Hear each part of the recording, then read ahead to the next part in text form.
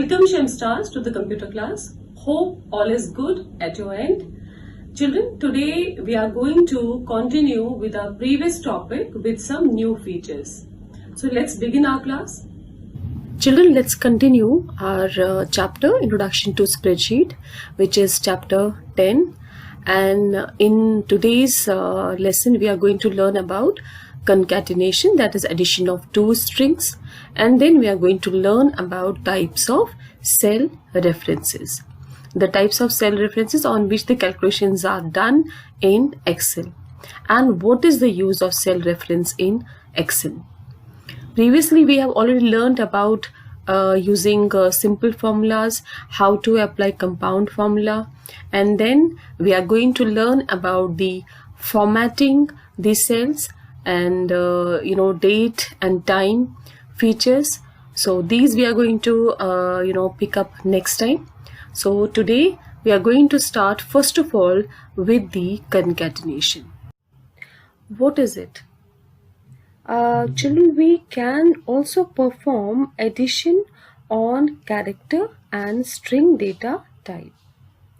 Except for addition, other operations like we have subtraction, multiplication, division, etc. are not allowed on the string data type. So how can we add two strings in Excel? Children, I have just taken one example here. In one cell I have mentioned here as Shem, and this is E7, and F7 I have mentioned Pinjor. So if I have to add these two to make it as Shem Pinjor, how can we do that? So what do we have to do is, if I click here, I have done it already here. So what formula I have to apply? Before every formula we have to use equals to sign. So here I have used equals to sign. Then because Shem is not a number, this is not a number, so this is a string type. String type is always put in quotes. So that is why I have enclosed here Shem in quotes. You can see it.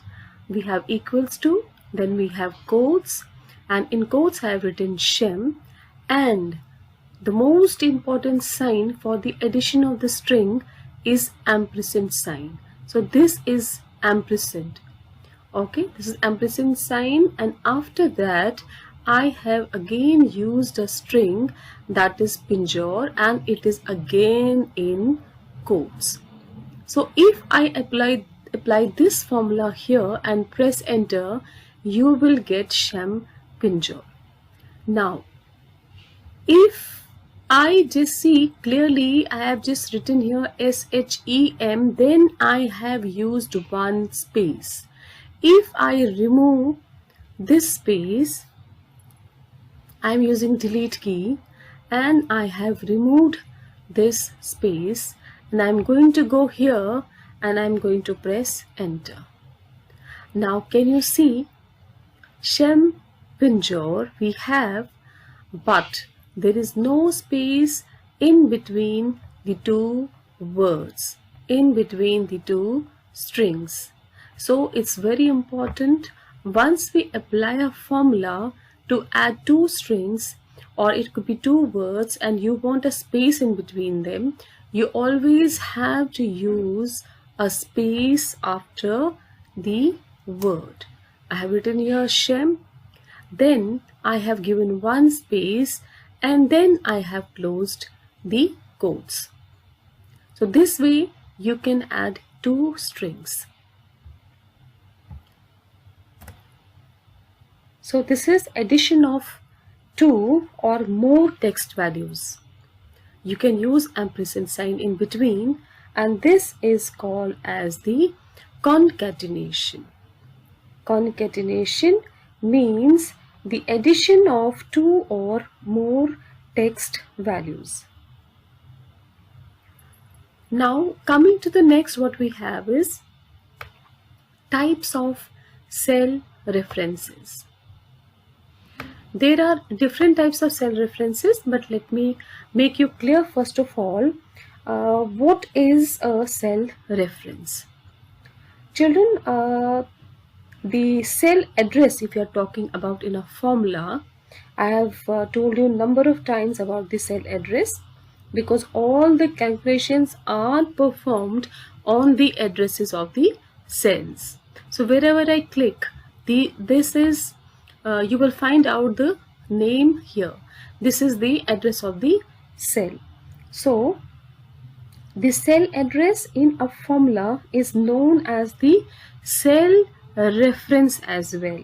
With the help of these references, you can find the values of data in a worksheet that you want to use in formula. Now there are three types of cell references.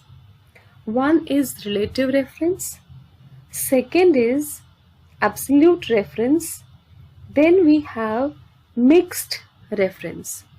So we are going to go through these one by one.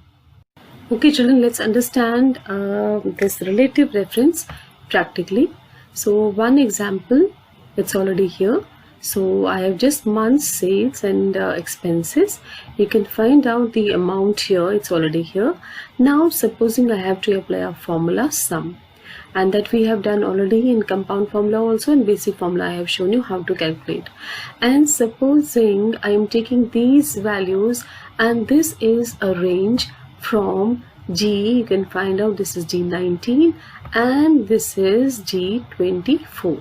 That means here, if I just click here, the formula for this is equals to sum brackets G19 then colon G24. So once we press enter, we get the value as 11800. So children, this is the formula that we have applied for this range only. So clearly it is shown here, the range is G19 to G24. Now see, what I'll do is I'm going to select this cell, I'm going to go to Control C, and I am going to paste this formula here. I'm going to use Control V. Now you can see the formula that I had applied here is pasted in this cell now. Now let me click on this cell and see what is here. You can see the range has been changed. It was earlier G19 to G24. Now the formula is same. It is equals to sum, but you can see the range has been changed. It's now H19 to H24 because this is H. Now this is H19 and this is H24. This is relative reference. So you have copied down the formula to another cell, but calculations have been done automatically depending on that particular range. So this is about the relative reference. Now what is an absolute reference, children?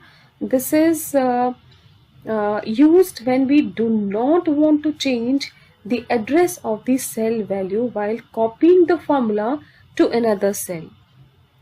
To use absolute reference in a formula, you need to add $sign before the column and row number. Let's understand now absolute reference practically, what it is all about. Now if we have to, supposing, calculate the incentive amount at the rate of 10% on monthly sales. Okay, so let's take one example here. It is 1000. First of all, I need to tell you the address of this cell.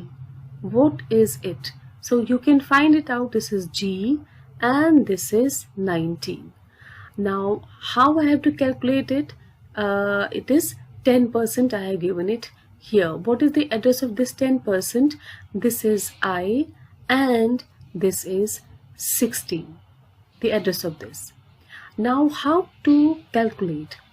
Children, if you're talking about the absolute reference, I told you just now, it is used when you do not want to change the address of the cell while copying the formula to another cell. Now let's take it, I'm going to click here. This is the calculation I'm going to do. Formula will have equals to sign G19, okay, because this is the value and cell address of this is G19. So this is G19 and multiplication sign. Now we have to use dollar sign with this 10% because this we don't have to change for any of these expenses. Okay, these sales we don't have to. We have to calculate on this 10%. Okay, so this will remain constant. This will remain fixed. So when any value remains fixed, it does not change, that means that we have to use a dollar sign to make it remain constant. So that is why what I have written here, I have written it formula as here, equals to G19 multiplication sign dollar I, because this is the I, then again dollar, but here I have to write down as 16. Why 16? Because row is 16. Now I am going to press enter. So this is the incentive, that is 100 rupees on this 1000. 10% of 1000 is 100, that is incentive given in the month of January. So similarly children, if I drag the formula down like this, you will find out the incentives as 100, 100, 100. Why 100? Because it has remained constant. Because the values are everywhere in January, February, March, April, May, June, we have 1000, 1000, 1000. That's why you're getting only 100, 100, 100, 100, 100 here. So this is how you can use a dollar sign. So dollar sign is used when you have to have a fixed value which we don't have to change in the other cells. So whatever value we have, that has to remain fixed in other cells also. So this is called as the absolute cell reference. So I hope by now it is clear to you about the relative reference and the absolute reference. Now next we are going to learn about the mixed reference, and then I'm going to tell you about the circular reference as well, but that I'm going to tell you in next video session. So keep practicing, and then only you're going to understand better. Thank you, Shem Stars. That's all for today. Hope you understood the topic very well. If you have any doubts, you can drop your queries in the Google Classroom. Take care of yourself and God bless you all.